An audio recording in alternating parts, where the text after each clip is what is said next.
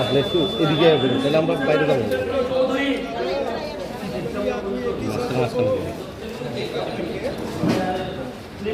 बैठा के रखो, अभी एक साथ हो जाएगा।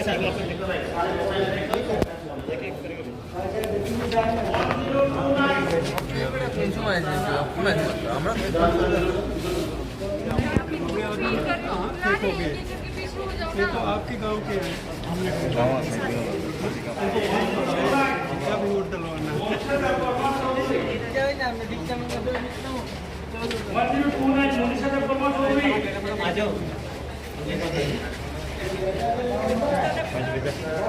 দাদা দাদা দাদা একটু হাতটা নামান আপনি এই কালারের বোতাম আছে, যেটাতে ভালো লাগে এটাতে দেন, ঠিক আছে? না দেখুন দেখুন एक भेज के एक उसमें से भेज देना, इनको थोड़ा बैठा के एक उसमें से भेज देना, थोड़ा बैठा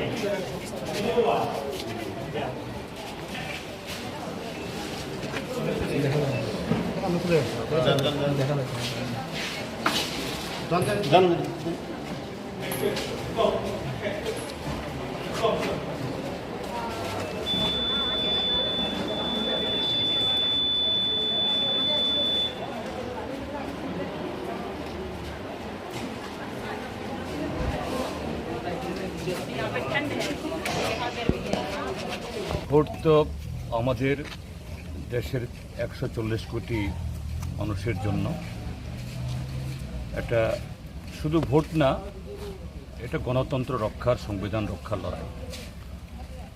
তো আমাদের রাজ্যে আজকে দ্বিতীয় পর্বের তথা আমাদের যে পূর্ব ত্রিপুরা আসনের ভোট শুরু হয়েছে। এখন অবধি আমার কাছে যা খবর যে বিশাল সংখ্যক ভোটার খুব সকাল থেকে তারা ঘর থেকে নেমেছেন ভোট দেওয়ার জন্য।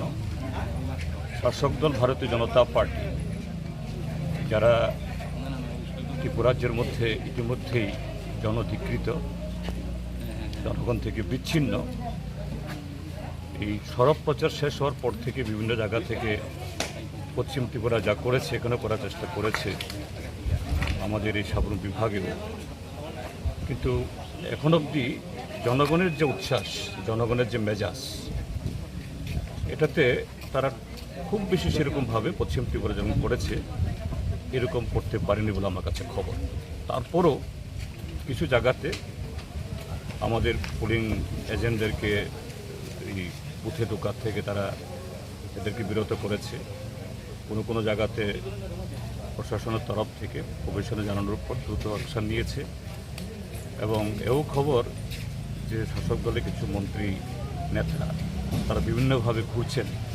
আমাদের কাছে খবর আসা মাত্রই আমরা প্রশাসনের নজরে আমরা আনছি, কোন জায়গাতে ব্যবস্থা গ্রহণ করা হয়েছে। যাই হোক, দেখা যাচ্ছে যে লাইনে যেরকমভাবে ভিড়, এটা গণতন্ত্রের প্রতি যে মানুষের আস্থা। শাসক দল চায় যে মানুষ ভোট তাদের না দিক, তাদের হয়ে ছাপ্পা ভোট দিয়ে তারা সেরকমভাবে প্রতিনিধি নির্বাচিত করবে। হয়তোবা পূর্ব ত্রিপুরা আসনে এটা সম্ভব হবে না। আমি এখন অবধি যে খবর পাচ্ছি, বা আজকে আমি যে বুথে এখন ভোট দিলাম, গার্জান হায়ার সেকেন্ডারি স্কুলের 8 নম্বর বুথে, তারই প্রতিফলন এখানে দেখছি। সেদিক থেকে আমি ত্রিপুরার যে ভোটারদেরকে, জনগণদেরকে, রাজনৈতিক সচেতন মানুষকে আমি কুর্নিশ জানাবো, শেষ পর্যন্ত এটা রক্ষা করতে হবে। এখনও শেষ হয়নি, যুদ্ধ মাত্র শুরু হয়েছে, চলছে।